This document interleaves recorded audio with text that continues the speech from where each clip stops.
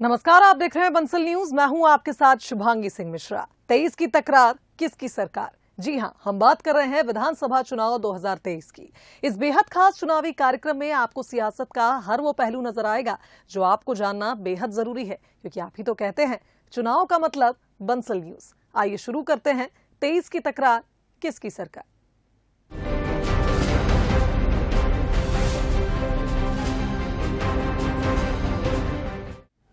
तो सबसे पहले बात इलेक्शन टुडे की। इलेक्शन टुडे में आज की खबर है विंध्य का युद्ध। जी हां, विधानसभा चुनाव से पहले विंध्य में सियासी युद्ध छिड़ता नजर आ रहा है।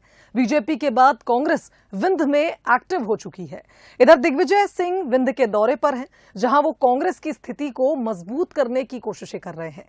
कुछ दिन पहले ही बीजेपी के बड़े नेता इस इलाके का दौरा कर चुके हैं और अब कांग्रेस ने दिग्विजय सिंह को विंध्य का जिम्मा सौंपा है। विंध्य मिशन पर दिग्विजय। बीजेपी के बाद कांग्रेस भी सक्रिय। बीजेपी की बढ़त को थामने की कोशिश। पूर्व मुख्यमंत्री दिग्विजय सिंह फिर मिशन पर हैं।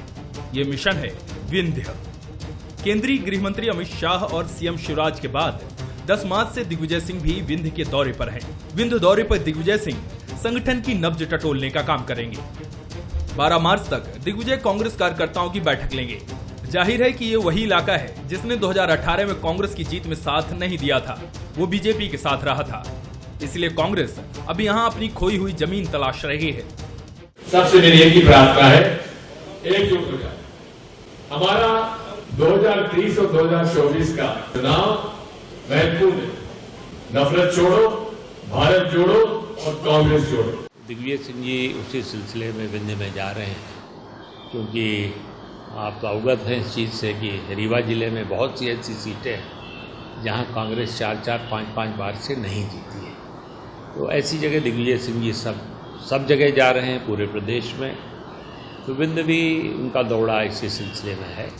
विंध्य बीजेपी का मजबूत गढ़ है और यहाँ बीजेपी लगातार मजबूत होती जा रही है, जो कांग्रेस की चिंता बढ़ा रही है। अब इसी चिंता को दूर करने कांग्रेस ने दिग्विजय को विंध्य में उतारा है, लेकिन दिग्विजय के दौरे को लेकर बीजेपी तंज कस रही है। बीजेपी की माने तो दिग्विजय का विंध्य में जाना बीजेपी के लिए फायदेमंद है। अच्छी बात है।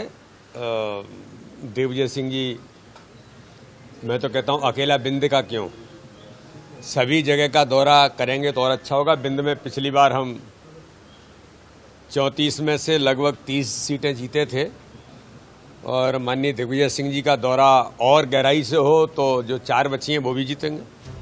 कांग्रेस ने 2018 में विधानसभा चुनाव से पहले भी दिग्विजय सिंह को चुनाव अभियान समिति का अध्यक्ष बनाया था। उस वक्त दिग्विजय ने इस भूमिका को निभाते हुए कांग्रेस संगठन कार्यकर्ताओं की कई बैठकें ली थी। इस दौरान उन्होंने आपसी गुटबाजी को भी दूर किया था। अब फिर दिग्विजय सिंह उसी भूमिका में उतर आए हैं। हालांकि देखना होगा कि इस बार कांग्रेस को विंध्य में कितना फायदा होता है और बीजेपी के मजबूत गढ़ में दिग्विजय कहां तक कांग्रेस को मजबूत कर पाते हैं। Bureau report, Bansal news. चलिए, अब विंध्य के बाद महाकौशल का रुख करते हैं। 2018 विधानसभा चुनाव के मुकाबले 2023 के विधानसभा चुनाव रोचक होने वाले हैं। अभी तक चुनाव में मध्य प्रदेश के 2 ही प्रमुख दल कांग्रेस और बीजेपी ताल ठोक रहे थे, लेकिन इस बार 2 नए अन्य दल भी मैदान में दम दिखाते नजर आएंगे। हालांकि जीत हार का फैसला तो जनता को ही करना है, लेकिन चुनावी मैदान में कूदे आम आदमी पार्टी और AIMIM असदुद्दीन ओवैसी की पार्टी दोनों ही प्रमुख दलों को नुकसान पहुंचा सकती है। 2023 के विधानसभा चुनाव में अभी कुछ महीनों का समय बचा है, लेकिन महाकौशल पर राजनीतिक दलों ने फोकस करना शुरू कर दिया है। बीजेपी तो पूरी तरह इलेक्शन मोड में है। विंध्य के साथ ही बीजेपी का फोकस महाकौशल पर भी है। अगर बात जबलपुर की करें तो जबलपुर में आने वाली 8 विधानसभा सीटों पर बीजेपी ने खास रणनीति तैयार की है।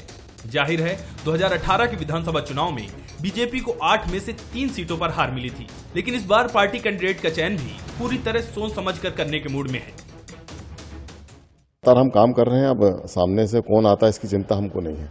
हमारी चिंता यह है कि सरकार की योजनाओं का लाभ नीचे तक क्यों नहीं पहुंच पा रहा, जो नहीं पहुंच पा रहा उसकी चिंता हम कर रहे हैं, कहाँ कमियां रह गई और लगातार आपने देखा होगा कि विकास यात्रा के माध्यम से माननीय मुख्यमंत्री जी प्रदेश संगठन की जो चिंता थी कि जो थोड़ी बहुत कमियां कहीं योजनाओं का लाभ लेने में लोग वंचित रह गए, तो हमारे कार्यकर्ता, हमारे अधिकारी लोगों के घरों पर दस्तक दें और सरकार की योजनाओं का लाभ मिले। महाकौशल पर नजर तो कांग्रेस की भी टिकी हुई है। कांग्रेस ने जबलपुर की सभी सीटों पर जीत के लिए प्लान भी तैयार कर लिया है। कांग्रेस 15 महीने में किए गए तत्कालीन कमलनाथ सरकार के कामों को लेकर प्रदेश की जनता के बीच जाएगी। और इस बार लोगों का रुझान बड़ा स्पष्ट है कि कांग्रेस की सरकार बन रही है। 2018 में जो मैंडेट कांग्रेस को दिया था, उसके बाद भारतीय जनता पार्टी ने उसको गलत तरीके से करने का प्रयास किया और सरकार को लिया। वो लोकतांत्रिक तरीका नहीं था। इस कारण से आम जनता इस बात को अपने मन में बैठाल के रखी है, अन्य कितनी भी पार्टी आ जाए उसको किसी प्रकार की तवज्जो आम जनता से नहीं मिलने वाली है मध्य प्रदेश में। बीजेपी और कांग्रेस के अलावा जबलपुर में आप और एआईएमआईएम भी जोर लगाती दिखेगी। आपने तो एमपी की 230 विधानसभा सीटों पर कैंडिडेट उतारने की तैयारी भी कर ली है। क्या आम आदमी पार्टी ने नगर निगम में जो दस्तक दी है, पहला महापौर मध्य प्रदेश से मिला है देश का आम आदमी पार्टी का, जिसका रानी अग्रवाल जी सिंगरौली से जीती हैं। तो उसी तरह 55 पार्षद मध्य प्रदेश में हमारे जीते हैं। रुचि गुप्ता जी ग्वालियर से, उनको 45,000 वोट मिले हैं। टोटल नगर निगम में जो हमको नगर पालिका में वोट ऑफ परसेंटेज मिला है 6.9।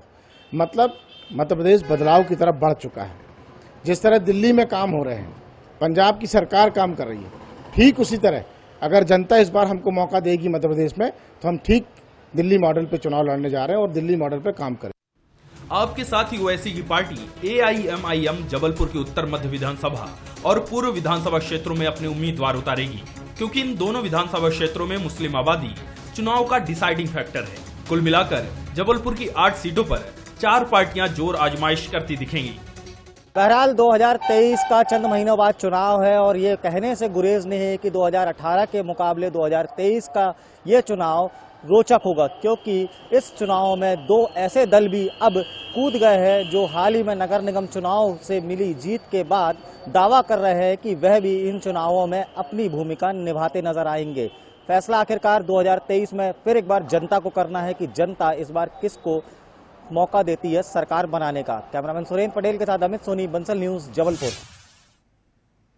तो इलेक्शन टुडे में अब वो खबर जिसकी चर्चा आज खूब रही, जिस खबर की चर्चा हुई वो है पूर्व सीएम कमलनाथ से पूछा गया सवाल। दरअसल शिवराज सिंह चौहान ने सवाल में कमलनाथ से पूछा है कि आखिर आपने अपने कार्यकाल में आधी आबादी यानी प्रदेश की महिलाओं के लिए क्या किया। ये सवाल कांग्रेस और कमलनाथ के लिए काफी कठिन हो सकता है, क्योंकि बीजेपी और शिवराज सिंह चौहान ने जिस तरह से पिछले कुछ दिनों में आधी आबादी के लिए सौगातों का पिटारा खोला है, वो आने वाले विधानसभा चुनाव में अपना बड़ा असर दिखा सकता है। फिर चाहे वो लाडली बहना योजना हो, या फिर महिला कर्मचारियों को 7 दिन की अतिरिक्त लीव देना हो, या फिर छात्राओं को स्कूटी देने के लिए बजट की घोषणा की गई है, उसका हवाला हो। सीएम शिवराज सिंह चौहान ने जैसे ही ये सवाल पूछा तो कांग्रेस की ओर से भी पलटवार शुरू हो गई। तुलसीदास जी की ये पंक्तियां मुझे याद आ रही हैं, क्योंकि कमलनाथ जी पे सटीक बैठते हैं। झूठा ही लेना झूठा ही देना, झूठा ही भोजन झूठ चवेना। उनका झूठ ही लेना और झूठ ही देना होता है। भोजन भी झूठा ही होता है और झूठ ही उनका चवेना होता है। मैं रोज जवाब मांग रहा हूं, आज तक जवाब नहीं दिया। आज मैं फिर कह रहा हूं, कमलनाथ जी आपने अपने महाझूठ पत्र में यह वादा किया था कि देवी अहिल्याबाई होलकर निःशुल्क शिक्षा योजना शुरू करेंगे, जिसके तहत बेटियों को फ्री शिक्षा और रियायती दरों पर 2 पहिया वाहन के लिए ऋण दिया जाएगा और आरटीओ से निःशुल्क वाहन का रजिस्ट्रेशन होगा। अब मैं बार बार पूछ रहा हूं कि बेगा, भारिया, शहरिया जैसी मेरी बहनों के 1000 रुपया जो हम देते थे अपनी सरकार में, वो छीनने का पाप तो आपने किया ही, ये वादा क्यों पूरा नहीं किया। तो देखिए, सीएम शिवराज सिंह चौहान के इस सवाल का जवाब पीसीसी चीफ कमलनाथ ने तो अब तक नहीं दिया है, लेकिन कांग्रेस ने इस पर पलटवार की है। इनके यहाँ यही सिखाया जाता है कि झूठ बोलो, जोर से बोलो, बार बार बोलो। वचन पत्र की अगर ये बात करते हैं तो ये वचन पत्र 5 साल के लिए था, 11 महीने के लिए नहीं। और अगर ये 35 करोड़ में विधायक खरीद के कमलनाथ जी की सरकार नहीं कराते तो आज की तारीख में ये सब चीजें पूरी हो जाती। सवाल तो जनता आपसे पूछेगी। चलिए, वक्त है हमारे बेहद खास सेगमेंट बूथ बाजा का। बूथ बाजा में हम सीधे बूथ स्तर पर जाकर सियासी समीकरणों को समझने की कोशिश करते हैं। इसी कड़ी में आज चलते हैं भोपाल की चर्चित सीटों में शुमार दक्षिण पश्चिम विधानसभा। यहां बीजेपी और कांग्रेस में जोरदार टक्कर देखने को मिलती है। हालांकि यहां बीजेपी का पल्ला भारी भी है, लेकिन फिलहाल कांग्रेस का परचम लहरा रहा है। तो चलिए अब समझते हैं कि 2023 में यहां का माहौल क्या रहने वाला है। नमस्कार, मैं हूं मनोज सैनी और आज हम बात करने वाले हैं दक्षिण पश्चिम विधानसभा की। यहां से पीसी शर्मा ने पूर्व मंत्री उमाशंकर गुप्ता को चुनाव हराया। वो भी मैदान में रहेंगे, उनके परिवार के लोग भी मैदान में दिखाई दे रहे हैं। पर असली मुकाबला किसके बीच होगा और जनता के मन में चल क्या रहा, तो आज लेते हैं दक्षिण पश्चिम विधानसभा का चुनावी जायजा। भोपाल की दक्षिण पश्चिम विधानसभा, जिसका चुनावी मिजाज अलग ही होता है। इस विधानसभा में मजदूर से लेकर सरकारी कर्मचारियों का बड़ा दबदबा होता है, इसलिए राजनीति का जायका भी बदलता रहता है। हालांकि 1990 से 2018 तक देखें तो 5 बार बीजेपी और 2 बार कांग्रेस चुनाव जीती। इस बार चुनावी जायका लेने सबसे पहले हम नेहरू नगर पहुंचे, जहां बात बाबू भैया चाय वाले की हो या मिठाई वाले से लेकर आम जन की, जायका कुछ अलग ही मिलता है। इस बार 2023 के चुनाव में क्या होगा? इस बार 2000 चुनाव में तो कुछ भी हो सकता है। बीजेपी पलट भी सकती है, कांग्रेस आ भी सकती है। ज्यादा चांसेस तो हमको कांग्रेस का ही लग रहा है। ज्यादा चांस कांग्रेस का ही, ज्यादा चांस कांग्रेस। जितने महंगाई कम कर दी वही आ जाए, वही बढ़िया हमारे लिए। तो क्योंकि सबसे ज्यादा महंगाई खा रही है आदमी को, और कुछ नहीं है। ये बीजेपी कांग्रेस तो बहुत दूर की बात है, सबसे पहले महंगाई खा रही है, वो कम हो जाए तो सब सुविधा हो जाए। 2023 के चुनाव आ रहे हैं, तो चुनाव का जायका इस बार कैसा होगा? कुछ नया बनेगा या पुराना रहेगा? हमारे मोदी जी रहेंगे और कोई नहीं आ सकता। मोदी जी जिंदाबाद। मोदी जी और शिवराज सिंह चौहान जी जिंदाबाद। हाँ, मध्य प्रदेश में उनकी सूरज चांद रहेगा, शिवराज सिंह चौहान नाम रहेगा। हाँ, ये हमारा बयान है। सुरेंद्र चौहान मध्य प्रदेश से। अच्छा, यस। इस बार पार्टी चुनाव लड़ेगी तो सिंधिया जी के चेहरे पे ही लड़ेगी। इस विधानसभा में हर वर्ग के लोग रहते हैं। पंचशील नगर, बलवीर नगर, राहुल नगर जैसे कई झुग्गी और बस्तियां हैं जो समय के साथ चलते हैं। और बात राजनीति की हो तो गलियों से लेकर चौपाल तक हर मुद्दे पर अपनी बात खुलकर रखते हैं। तो सरकार कौन सी अच्छा काम करती है, कांग्रेस की या बीजेपी? देखो, चोर तो सब रही भारी, चाहे कांग्रेस हो चाहे बीजेपी है। अब इन्हें मौका में लगाओ बीजेपी का, तो ये मनमानी कर रहा है अपने। इस बार क्या होगा चुनाव में? सरकार तो बदलने चाहिए थे, विचार जो ही है, कहोगे नहीं? कुछ नहीं बदलेगा। अपने अपने जो नेता हो जाते हो सब खाने के लिए होते, और तो कोई वैसा होता नहीं है। गरीबों के लिए अच्छा काम करो, मकान बना के दे रहे तो ऐसे ही दे रहे। वो 3 साल नहीं हुआ टूटने लगी, क्या फायदा मकान देने से? इससे तो बढ़िया प्लाट दे दे गरीब आदमी को। सरकार से मतलब नहीं, सरकार कांग्रेस पार्टी की हो चाहे जनता पार्टी की, मगर कम से कम गरीब लोगों को देखना चाहिए। वो कह रहे हैं कि हम राशन दे रहे हैं, घर से पूरा हर महीने राशन मिल जाता है। एक आदमी को 2 किलो मिलता है। एक आदमी को 2 किलो महीने का खाता है एक आदमी। वो भी कम कर दिया उन्होंने, वो भी अनाज कम कर दिया ना उन्होंने। जितने गेहूँ पहले मिलते थे लॉकडाउन के पहले, उतने गेहूँ नहीं दे रहे। वो चावल बढ़ा दिए, गेहूँ कम कर दिए। कितना आपकी कॉलोनी में कितना काम हुआ है? सरकार कौन सा अच्छा काम करती है, कमलनाथ की या शिवराज की? शिवराज सिंह की भी कर रही है हमारे यहाँ काम। शिवराज सिंह जी, बिल्कुल। शिवराज सिंह चौहान की भी कर रही है। क्या काम किया उन्होंने? हमारे यहाँ बहुत काम करते, रोड वगैरह हमारे यहाँ काम करवाते। पहले यहाँ नाली नहीं थी तो नाली वगैरह बनवाई तो काम अच्छा होता। और ऊपर भी हमारे यहाँ काम चलता रहता है कुछ ना कुछ। अभी मंदिर का काम करवाया, बाउंड्री वगैरह खिंचवाई, काम कराते हैं वो। वैसे कई साल हो गए हैं बीजेपी को देखते हुए, इसमें कुछ चेंजेस होने चाहिए।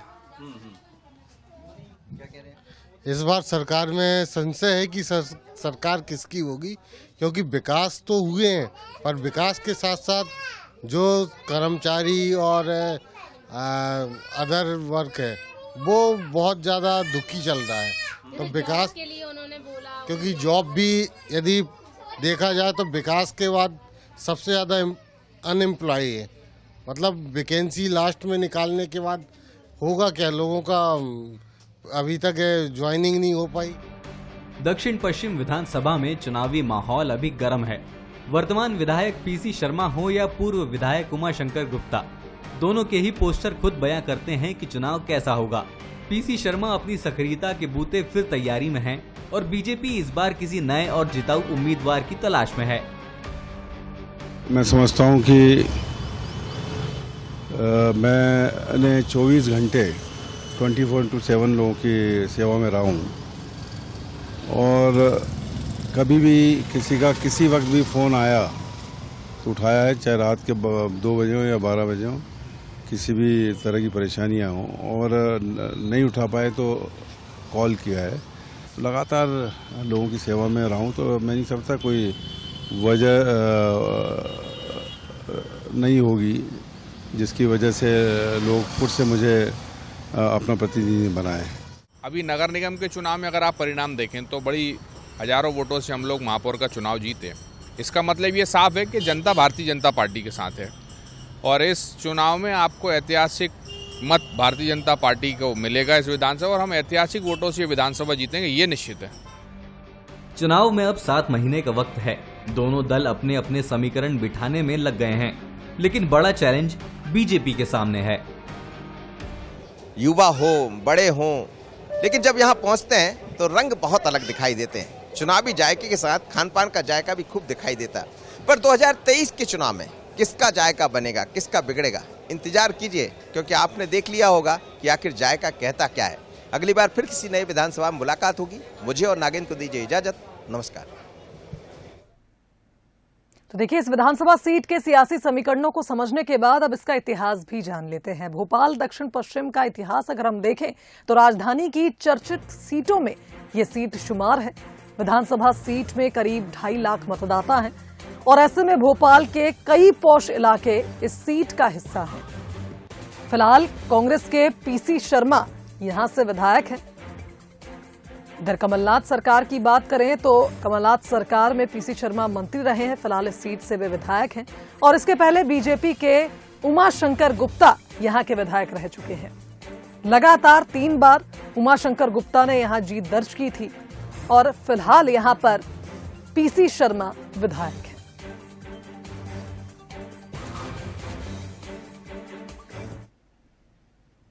चलिए यहां रुकेंगे छोटे से ब्रेक के लिए, फौरन लौटेंगे। चुनावी जायका भी ले लेते हैं। हमारी टीम ने डबरा में चाय की चुस्की के साथ चुनावी चर्चा की और लोगों से जाना कि कैसा है यहां का चुनावी जायका। बंसल न्यूज के खास कार्यक्रम जायका में बात करेंगे डबरा की जनता से, आवाम से, जानेंगे किस तरह के डबरा में अब तक विकास हुए हैं और 2023 आने वाले चुनाव में किस तरह का माहौल है, पब्लिक में किस तरह का माहौल है। अभी देखा जाए तो चुनाव को लेकर के पब्लिक में अभी कोई विशेष रुचि नहीं दिख रही है। उसका कारण है कि डबरा विधानसभा में करीब 4-5 साल से मतलब प्लाटों के, मकानों के सबके नामांतरण रुके हुए हैं, जो आज तक किसी भी नेता ने उनको खुलवाने का प्रयास नहीं किया है। इसलिए लोग मतलब मन से बहुत त्रस्त और परेशान हैं। यहाँ अगर रोजगार की बात करें तो कितने रोजगार की व्यवस्था? यहाँ पर रोजगार की कोई व्यवस्था नहीं है। यहाँ पर रोजगार की कोई व्यवस्था नहीं है। नेता तो सब अपना अपना पेट भरे में लगे हैं। क्या कहेंगे, कितना हुआ है? कोई सुविधा नहीं है सर। डबरा के अंदर तो सब ऐसा ही है जैसे धूल धक्कड़ धोखा जी चल रहा है। पानी की व्यवस्था नहीं है यहाँ तहसील के अंदर, कोई समस्या। वो तो सब मुकर जाते हैं, वादे होते हैं, मुकर जाते हैं, आज ये कर देंगे वो कर देंगे, कोई कुछ ना करना। कोई भी सरकार आए या कोई भी शासन प्रशासन रहे, इतना पैसा इस क्षेत्र के लिए आता है, उसमें से अगर चाराने भी खर्च किए जाएं तो इस क्षेत्र का विकास काफ़ी हो सकता है। यहाँ चुनाव आते हैं, चुनावी मुद्दे बनते हैं, सुबह छोड़े जाते हैं, जनता वहीं की वहीं दुखी है, त्रस्त है, लेकिन नेताओं के पेट भरे जा रहे हैं और जनता वहीं अपने आप को ठगा महसूस करती है। मैं मनोज चौबे, डबरा, बंसल न्यूज। और चलिए आप जन का मन भी टटोल लेते हैं। बंसल न्यूज ने संस्कार धानी में महिलाओं से बात कर उनकी राय जानी और जाना कि वो 2023 में कैसी सरकार चाहती है। नॉर्मल ग्रास रूट लेवल पे भी हमें अगर विधायक से मिलना है या कुछ काम के लिए बोलना है तो वो नहीं है। तो अगर हम कैंडिडेट की बात करें तो कैंडिडेट पहली चीज तो सरल होना चाहिए, मिलनसार होना चाहिए, हम सबके बीच का होना चाहिए। अगर वो हमारे बीच का होगा तभी तो वो हमारी बात जानेगा या समझेगा और फिर उसे पूरी करने की कोशिश करेगा। सारी रोडें अच्छी बन चुकी हैं आज की डेट पे और नगर निगम में भी काम बेहतर हो रहा है, हो सब उन्हीं के थ्रू हो रहा है। और ये जो इन्होंने मामा और भाई का जो रोल निभाया है बहुत ही बेहतर है। हम सारी बहनें यही चाहेंगी कि साल दर साल यही सरकार बनती रहे और बहुत बेहतर रिजल्ट मिलते रहे। जो हमारे देश का, हमारे अड़ोस पड़ोस का, सभी जगह का जो विकास करेगा उसी को ही हम वोट देंगे। हम सबकी यही इच्छा है कि मामा फिर से आए, मतलब भाई रूप में, मामा रूप में एक अच्छे मुख्यमंत्री हैं। तो इसी के साथ हमारी खास पेशकश में फिलहाल इतना ही। दीजिए इजाजत, नमस्कार।